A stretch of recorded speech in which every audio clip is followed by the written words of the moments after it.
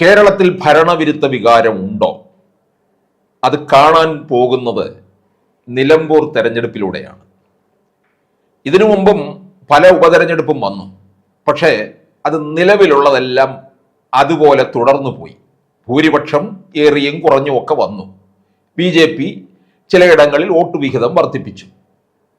പക്ഷേ ഇനി നടക്കാൻ പോകുന്ന ഉപതെരഞ്ഞെടുപ്പ് അങ്ങനെയല്ല. അതിന് പല കാരണങ്ങളുണ്ട്. ഒന്ന്, നിലമ്പൂരിലെ ഉപതെരഞ്ഞെടുപ്പെന്ന് വഴിയൊരുക്കിയത് PV അൻവറാണ്. PV അൻവർ 2016-ലും 2021-ലും നിലമ്പൂർ മണ്ഡലത്തിൽ നിന്ന് CPM സ്വതന്ത്രനായി മത്സരിച്ചാണ് നിയമസഭയിലെത്തുന്നത്. അങ്ങനെ CPM-നെ വെല്ലുവിളിച്ചുകൊണ്ടും പിണറായിയെ വെല്ലുവിളിച്ചുകൊണ്ടും പാർട്ടിയിലെ പല കാര്യങ്ങൾ വെട്ടിത്തുറന്ന് പറഞ്ഞാണ് പിണറായി പുറത്തേക്ക് ഇറങ്ങിയത്. കേരളം മുഴുവൻ ഞെട്ടിപ്പോയി. നിലമ്പൂർ മുഴുവൻ PV അൻവറിന്റെ കൂടെ നിൽക്കുകയാണ്. അങ്ങനെ അൻവർ തൃണമൂൽ കോൺഗ്രസിലും എത്തി. ഇനിയിപ്പോ UDF-ലേക്ക് പ്രവേശം നടത്താൻ വേണ്ടി നിൽക്കുകയാണ്. ഈ ഉപതെരഞ്ഞെടുപ്പിലേക്ക് പോകുമ്പോൾ CPM-നെ സംബന്ധിച്ചിടത്തോളം ഒരു വലിയ വെല്ലുവിളിയാണ്.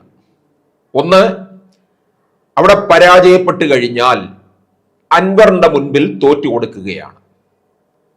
രണ്ട്, ഭരണവിരുദ്ധ വികാരം ഉണ്ട് എന്നുള്ളത് തെളിയുകയാണ്. ഇത് രണ്ടും ഉണ്ടാകാൻ പാടില്ല.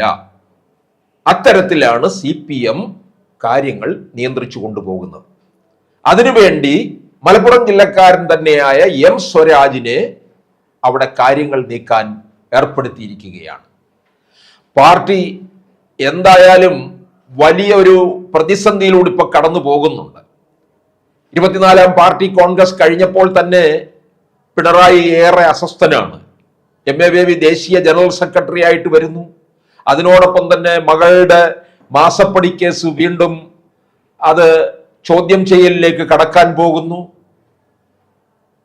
അതുപോലെ തന്നെ പലയിടങ്ങളിൽ പ്രസംഗിക്കാൻ പോയാൽ പോലും പിണറായി ചെല്ലുമ്പോൾ ആളില്ലാത്ത അവസ്ഥ. ഇതൊക്കെ തനിക്കെതിരെ തിരിയുന്നു എന്ന് മനസ്സിലാക്കിയതിൽ നിന്നാണ് നമുക്ക് ഇത്തരത്തിലുള്ള കാര്യങ്ങളിൽ എത്തിച്ചേരാൻ കഴിയുന്നത്. അപ്പോൾ ഇതിന്റെ ഒരു അനുരണനം നിലമ്പൂർ മണ്ഡലത്തിൽ ഉണ്ടാകും എന്നുള്ളത് ഉറപ്പാണ്. അവിടെ കോൺഗ്രസിന്റെ സ്ഥാനാർത്ഥിയാകാൻ ജോയിയും DCC സെക്രട്ടറി, അതുപോലെ ആര്യാടൻ മുഹമ്മദിന്റെ മകൻ ആര്യാടൻ ഷൗക്കത്തുമാണ്. ആര്യാടൻ മുഹമ്മദ് വേറൊരു ചിത്രമാണ്. അദ്ദേഹം ആര്യാടൻ മുഹമ്മദിനെ സംബന്ധിച്ചിടത്തോളം ഒരു മതേതര സ്വഭാവമുണ്ട്. ലീഗുമായിട്ടുള്ള ഒരു കൂട്ടുകെട്ടിനൊന്നും അദ്ദേഹം തയ്യാറാകത്തില്ല. UDF-ൽ നിന്നിട്ട് പോലും ലീഗുമായിട്ടും കലഹിക്കുമായിരുന്നു. കേരളത്തിന്റെ മുഖ്യമന്ത്രി വരെയാകാൻ യോഗ്യതയുള്ള ആളാണ് ആര്യാടൻ മുഹമ്മദ്. ആര്യാടൻ മുഹമ്മദിന്റെ മകനാണ് ആര്യാടൻ ഷൗക്കത്ത്. പക്ഷേ ആര്യാടൻ മുഹമ്മദിന്റെ അത്രത്തോളം അംഗീകാരം ഷൗക്കത്തിന് കിട്ടണമെന്നില്ല. ഷൗക്കത്തുമായിട്ട് അത്ര യോജിപ്പൊന്നും അല്ല PV അൻവറിനുള്ളത്. PV അൻവർ നിർദ്ദേശിച്ച പേര് ജോയിയാണ്. പക്ഷെ ആര് വിജയിച്ചാലും തോറ്റാലും അത് PV അൻവറിനെ ബാധിക്കുന്ന കാര്യമാണ്. വിജയിച്ചു കഴിഞ്ഞാൽ അത് അൻവറിന്റെ വിജയം കൂടിയാണ്. ഷൗക്കത്തിന്റെ ജോയിയുടെ വിജയമല്ല, അത് അൻവറിന്റെ വിജയമായി മാറും. കാരണം അൻവർ എന്താണോ ആഗ്രഹിച്ച് പിണറായിയെയും CPM-നെയും ചോദ്യം ചെയ്ത് ഇറങ്ങിയത്, ആ പ്രഖ്യാപിത ലക്ഷ്യത്തിലേക്ക് കാര്യങ്ങൾ എത്തി എന്ന് നമുക്ക് മനസ്സിലാക്കാം. അതിനുവേണ്ടിയാണ് അൻവർ തന്നെ ഇപ്പോൾ നിലമ്പൂരിൽ പ്രയത്നം നടത്തുന്നത്. അവിടെ കൂടുതലായിട്ട് കാരണം UDF-നെ സംബന്ധിച്ചിടത്തോളം അവിടെ ഒന്നും നഷ്ടപ്പെടാനില്ല. അവരുടെ കയ്യിലിരുന്ന മണ്ഡലമല്ല. പിടിച്ചാൽ അവർക്കതൊരു നേട്ടവും കൂടിയാണ്. അൻവറിന് UDF-ലേക്കുള്ള പ്രവേശവും എളുപ്പമാവുകയും ചെയ്യും. കേരളത്തിൽ തൃണമൂൽ കോൺഗ്രസിന് ഒരു അംഗീകാരം കിട്ടുകയും ചെയ്യും എന്നുള്ളതാണ്.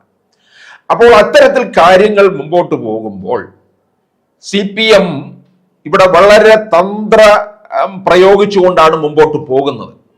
ഇതിനിടയ്ക്ക് പിണറായി വിജയന്റെ ഈ മുസ്ലിം വിരുദ്ധത നന്നായിട്ട് നിൽക്കുന്നുണ്ട്. അദ്ദേഹം മുസ്ലിം ലീഗിനെ പരക്കെ വിമർശിക്കുകയും മറ്റും ചെയ്യുന്നുണ്ട്. ഈ അടുത്ത സമയത്തായിട്ട് ഹിന്ദു പ്രീണനം കൂടുതൽ നടത്തിക്കൊണ്ട് മുസ്ലിം വിരോധം ഏറെ വാങ്ങിച്ചിട്ടുമുണ്ട്. അത് നിലമ്പൂരിൽ വലിയ തിരിച്ചടി CPM-ന് ഉണ്ടാക്കും എന്നുള്ളത് ഉറപ്പാണ്. ഈ വരാൻ പോകുന്ന തദ്ദേശ തെരഞ്ഞെടുപ്പായാലും നിയമസഭാ തെരഞ്ഞെടുപ്പിന്റെയൊക്കെ ഒരു മുന്നോടിയായിട്ട് നമുക്ക് നിലമ്പൂർ തെരഞ്ഞെടുപ്പിനെ കാണാം. കാരണം നിലമ്പൂരിലെ ഉണ്ടാകുന്ന വിജയം, അൻവറിനോ UDF-നോ ഉണ്ടാകുന്ന വിജയം, അത് കേരളത്തിൽ ഭരണവിരുദ്ധ വികാരം ഉണ്ട് എന്നുള്ളത് വ്യക്തമാക്കി കൊടുക്കുകയാണ് ചെയ്യുന്നത്. ഇതുവരെ നടന്ന ഉപതെരഞ്ഞെടുപ്പുകളിൽ ആ ചിത്രം വന്നിട്ടില്ല. പുതുപ്പള്ളിയിലും തൃക്കാക്കരയിലും ഒക്കെ നടന്ന ഉപതെരഞ്ഞെടുപ്പ് എന്ന് പറയുന്നത് അത് അവിടെ മരിച്ച രണ്ട് പ്രഗത്ഭരാണ്, ഉമ്മൻചാണ്ടിയും PT തോമസും. അവരോടുള്ള ഒരു ആദരവ് കൂടിയാണ് അവിടെ ഭൂരിപക്ഷം വർദ്ധിപ്പിച്ചത്. പിന്നീട് പാലക്കാടും ചേലക്കരയുമാണ്. ചേലക്കരയിൽ ഭൂരിപക്ഷം കുറച്ചുവെങ്കിലും അവിടെ കോൺഗ്രസ് മറ്റൊരു പ്രധാനപ്പെട്ട സ്ഥാനാർത്ഥിയെ നിർത്തിയിരുന്നുവെങ്കിൽ വിജയിക്കാൻ കഴിയുമായിരുന്നു എന്നാണ് രാഷ്ട്രീയ നിരീക്ഷകരുടെയൊക്കെ തന്നെ അഭിപ്രായം. അപ്പോൾ CPM-ന് ഈ തെരഞ്ഞെടുപ്പ് എന്ന് പറയുന്നത് ഒരു വലിയ തലവേദന സൃഷ്ടിക്കും എന്നുള്ളത് ഉറപ്പാണ്. നിലമ്പൂരില് ഈ പലപ്പോഴും മുൻകാലങ്ങളിലൊക്കെ കോൺഗ്രസ് ആണ് അവിടെ നിന്നിട്ടുള്ളത്. മാറി അപൂർവ അവസരങ്ങളിൽ മാത്രമാണ് ഈ CPM അവിടെ മത്സരിച്ച് വിജയിച്ചിട്ടുള്ളത്. ഇപ്പോൾ 2016-ലും 2021-ലുമാണ് അൻവർ വന്നിട്ടുള്ളത്. അപ്പോൾ CPM-നെ സംബന്ധിച്ചിടത്തോളം ഇതെങ്ങനെയും നിലനിർത്തണം. UDF ആഗ്രഹിക്കുന്നത് അവർക്ക് വിജയമുണ്ടാകണം. അവർക്ക് വിജയമുണ്ടായി കഴിഞ്ഞാൽ അത് വരാൻ പോകുന്ന നിയമസഭാ തെരഞ്ഞെടുപ്പിന് ഒരാക്കം ഉണ്ടാക്കും. BJP ഇനി അവിടെ എന്ത് സ്ഥാനം ഉണ്ടാവും എന്ന് ചോദിച്ചാൽ BJPക്ക് അവിടെ വലിയ വോട്ടൊന്നും ഇല്ല. അതൊരു പിന്നെ ഹൈന്ദവരുടെ വോട്ടുണ്ട്, പക്ഷെ വളരെ കുറവാണ്. ക്രൈസ്തവര് 20% ഉണ്ട്. കൂടുതൽ പങ്കും മുസ്ലിം സമുദായത്തിൽപ്പെട്ടവരാണ്. അതുകൊണ്ട് BJP എന്തായാലും രാഷ്ട്രീയമായി നേരിടണമല്ലോ.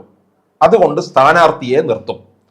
പക്ഷേ വോട്ട് വിഹിതമൊന്നും അവിടുത്തെ നോക്കണ്ട. അതുകൊണ്ട് BJP അത്ര ഒരു ചിത്രത്തിൽ ഉണ്ടാകത്തില്ല. CPM-ഉം അതുപോലെ കോൺഗ്രസുമായിട്ടുള്ള മത്സരമായിരിക്കും അവിടെ നടക്കാൻ പോകുന്നത്. UDF-ഉം LDF-ഉം തമ്മിലുള്ള മത്സരം അത് ഇവരുടെ ഒരു ഭാവി തീർച്ചപ്പെടുത്തുമെന്നുള്ളത് ഉറപ്പാണ്. ജയിച്ചാൽ അൻവറിന്റെ ഒരു വലിയ നേട്ടമായിട്ട് നമുക്ക് കാണാൻ കഴിയുമെന്നുള്ളതാണ്. അങ്ങനെ വരുമ്പോൾ പിന്നീട് അൻവർ 26-ലെ നിയമസഭാ തെരഞ്ഞെടുപ്പിൽ UDF-ന്റെ സ്ഥാനാർത്ഥിയായിട്ട് ഏതെങ്കിലും ഒരു മണ്ഡലത്തിൽ ഉണ്ടാകും. അത് അൻവറിന് UDF-നകത്തൊരു വലിയ സ്ഥാനവും ഉണ്ടാകും എന്നാണ് തെളിയാൻ പോകുന്നത്.